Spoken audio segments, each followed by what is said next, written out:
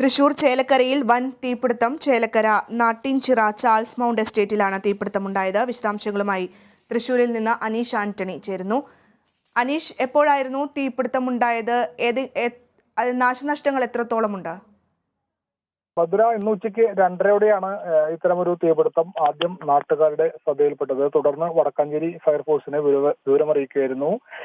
Chelakkara Nattinchira Charles mount എസ്റ്റേറ്റിലാണ് ഈ തീപിടുത്തമുണ്ടായത്. ഈ എസ്റ്റേറ്റ് ഏകദേശം 105 പരം ഏക്കർ വരുന്ന ഒരു വലിയ എസ്റ്റേറ്റ് ആണ്. ഇതിൽ 4 ഏക്കറോളം വരുന്ന സ്ഥലത്താണ് ഉണ്ടായത്. ഇവിടെ റബ്ബർ ഉൾപ്പെടെയുള്ള കൃഷിവിളകളുള്ള ഒരു എസ്റ്റേറ്റ് ആണ്. ഇതിൽ അഗ്നിബാധയിൽ നിരവധി റബ്ബർ മരങ്ങൾ കത്തി നശിച്ചിട്ടുണ്ട്. അതുപോലെ തന്നെ കാട്ടുപന്നി, മുയൽ ഉൾപ്പെടെയുള്ള മൃഗങ്ങളും ഉള്ള പ്രദേശമാണ് ഈ നാട്ടിൻചിറ എന്ന് പറയുന്ന സ്ഥലം.